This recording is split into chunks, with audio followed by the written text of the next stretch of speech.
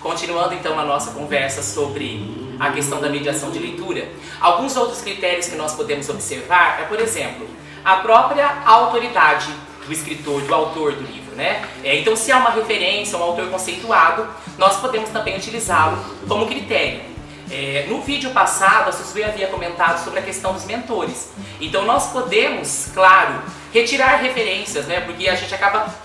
Quando nós somos leitores, a gente acaba criando um vínculo também com pessoas que gostam de leitura, né? E então a gente acaba recebendo indicações dessas pessoas e por terem acesso a materiais, né, acabam sempre tendo alguma contribuição a nos oferecer. Então também é uma outra possibilidade a própria referência com profissionais, com colegas de trabalho, né? Também é possível.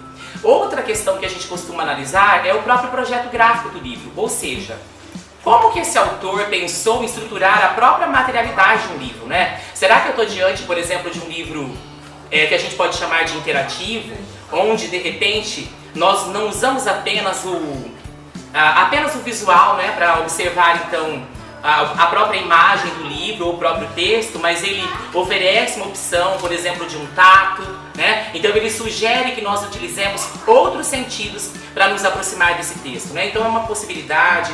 Existem alguns outros livros que trazem, por exemplo, esse 3D, não é? Que pode ser um fator interessante, atrativo quando as nossas crianças são menores, não é? Falando ainda de projeto gráfico, quando nós temos uma estrutura de um texto, né, que foge daquele convencional, né? Então nesse caso aqui eu tenho, por exemplo, ó, não é a folha no sentido habitual que nós estamos acostumados a ver em um livro, né? Então são possibilidades. Este outro livro também aqui foge do que a gente considera a forma tradicional de manuseio de um livro, né? Então a gente vê que nós vamos ampliando. Então há uma brincadeira, um pensar desse autor, né, quando ele estrutura esse livro. Nesse sentido a gente está falando um pouco que um dos critérios seria esse projeto gráfico. Outro critério seria a própria literalidade do texto. Então a gente considera um texto lúdico, um autor que tem um estilo peculiar, uma singularidade.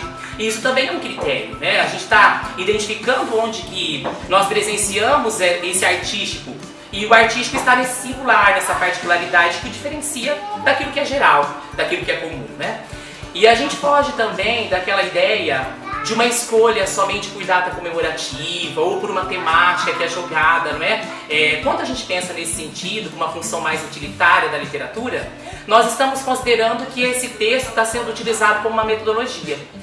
Mas pelo viés de desfrute, não é mesmo, respeitando essa linguagem literária, nós não precisamos ficar presos a isso. Precisamos dar então a essa literatura o valor que ela tem, considerando então as suas funções. Claro que não dá pra gente dizer, por exemplo, que uma literatura não tenha um cunho utilitário, ela tem a função cognitiva.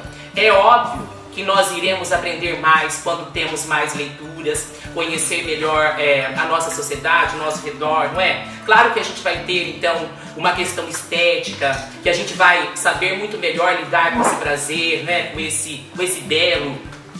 A literatura também vai ter a questão, então, catártica, que a gente chama, né? Que seria esse alívio das emoções. Quando a gente vai para um texto literário, o que a gente espera é se emocionar. Será que essa história, então, traz uma grande mensagem? Então, nesse processo, a gente cria uma afinidade, uma aproximação com esse texto literário, né? E essa literatura ela também pode funcionar como uma literatura engajada, que a gente chama, com uma função mesmo de a gente se colocar no lugar do outro, respeitar as diferenças, conhecer melhor o outro. Então, sem dúvida, o acesso ao texto literário contribui para a nossa humanização. A gente trabalha com a linha hoje histórico-cultural. Então, se nós fôssemos pensar por esse viés da periodização no trabalho da educação infantil, o que nós pensaríamos num berçário, por exemplo? Que o interessante é o vínculo do profissional com o bebê. Então, independe da literatura que eu vou apresentar, porque o meu bebê vai estar interessado na minha afetividade, na entonação que eu ofereço com a minha voz, né? A ludicidade estará nesse processo. Quando eu estou aí próximo ao jogo de papéis, né, que a gente costuma dizer, vai ser essa questão da imaginação. Esse aluno ele vai estar, por meio desses textos, sendo favorecido no sentido de ampliar a sua abstração, sua imaginação, a sua atenção, a sua memória. Então, nesse sentido, a gente colabora por meio do texto literário que essa criança se humanize, né? É comum o professor ter essa insegurança no seu espaço, na sua sala de aula. Será que esse texto, por exemplo, dos irmãos Grimm não será muito extenso, muito denso para a faixa etária dos meus alunos? Mas é como o Valdir acabou de dizer, desde o bebê até o P4, o P5, ou mesmo o ensino fundamental, cada público tem um perfil. Então, o professor regente ele tem esse privilégio de conhecer o perfil da sua turma. Então, ele precisa desse período de sondagem, sabe, de sensibilização, para que para que ajude na hora da escolha dos contos. E é como a gente disse no início, você gostando primeiro, você conhecendo aquela obra, a biografia do autor, porque a escrita dele tem um contexto histórico ali. Então, isso é até interessante da gente passar essa informação para a criança. Então, voltando a falar das ilustrações, nem sempre um livro que não tem ilustrações significa que ela não exista. É o seu leitor, é o seu público que vai visualizar isso. Aí que entra o jogo simbólico da criança. Então, primeiro o contador de histórias, o leitor, o mediador, ele visualiza, ele mesmo visualiza mediante a sua narrativa e o seu ouvinte também vai participar desse processo. Então, é tudo assim, é uma coxa de retalhos, de conhecimentos que se entrelaçam, que se somam exatamente porque vai desenvolver o cognitivo da criança, mas respeitando o seu conhecimento, a sua experiência e assim transformar a sua realidade. E o importante de pensarmos quando estamos lidando com crianças muito pequenas é que os recursos podem favorecer o fato de nós materializarmos mesmo esse texto. Porque se ela não está ainda no jogo simbólico, pode ser muito difícil para ela, né? Entrar nesse mundo imaginário, pensar como que essa história estaria acontecendo.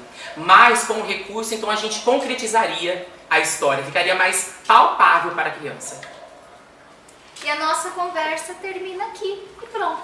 Se você quiser saber mais, é só esperar que eu te conte.